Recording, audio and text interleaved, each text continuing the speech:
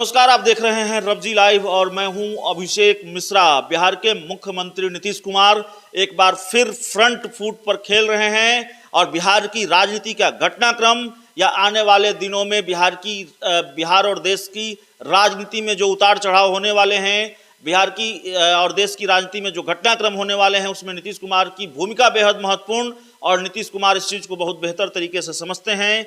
इसलिए बीजेपी को अब अपने हिसाब से एक बार फिर ट्रीट कर रहे हैं। ये खबर इसलिए, ये बात इसलिए क्योंकि खबर आई है मीडिया रिपोर्ट्स के हवाले से कि धर्मेंद्र प्रधान बिहार बीजेपी के प्रभारी होंगे।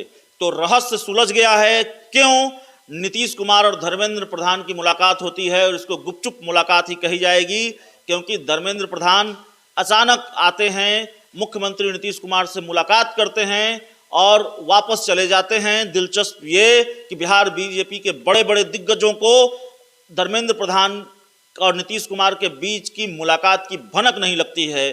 खबरें तो यहाँ तक हैं कि बीजेपी के प्रदेश अध्यक्ष डॉक्टर संजय जायसवाल और डिप्टी सीएम तारकिशोर प्रसाद को भी इस मुलाकात की भनक नहीं लगती है। तो कल तक जो रहस्य था कि आखिर ये मुलाकात क्यों हुई, उस रहस्य से पर्दा उठ गया है। राजनीति के जानकारों की माने, मीडिया रिपोर्ट्स की माने और हमारे सूत्रों की माने तो नीतीश कुमार बेहद नाराज थे बीजेपी से, बीजेपी के शीर्ष नेतृत्व से और खासकर भूपेंद्र यादव से, जो बीजेपी का प्रभार संभालते रहे बिहार में, उनसे इसलिए क्योंकि बिहार बीजेपी के नेताओं की तरफ से लगातार नीतीश कुमार को असहज करने वाले बयान सामने आते रहे।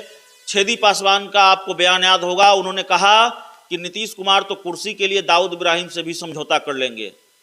अपने सहयोगी जेडीयू के सबसे बड़े नेता नीतीश कुमार के लिए ये बीजेपी के सांसद छेदी पासवान ने कहा। जाहिर है नाराजगी जायज है और जिन चीज़ों से नीतीश कुमार को परहेज है, चाहे वो कॉमन सिविल कोड हो, चाहे वो दूसरे मुद्दे हों, उसको लेकर लगातार बयान आना बीजेपी नेताओं की तरफ से नीतीश कुमार को बड़ा नागवार गुजर रहा था। नीतीश कुमार भीषण रूप से नाराज थे और नाराज भूपेंद्र यादव की चुप्पी पर भी थे।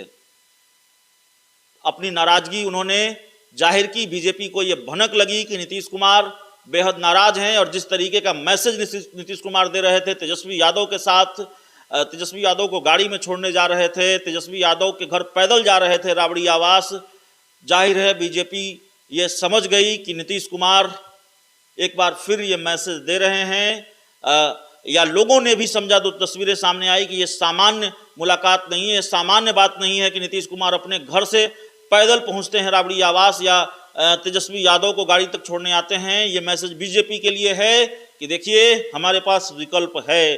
तो बीजेपी नीतीश कुमार को नाराज नहीं करना चाहती, इसलिए भूपेंद्र यादव को वही टास्क सौंप दिया जो कभी अरुण जेटली निभाया करते थे, वही जिम्मेवारी सौंप दिया जो कभी अरुण जेटली निभाया करते थे।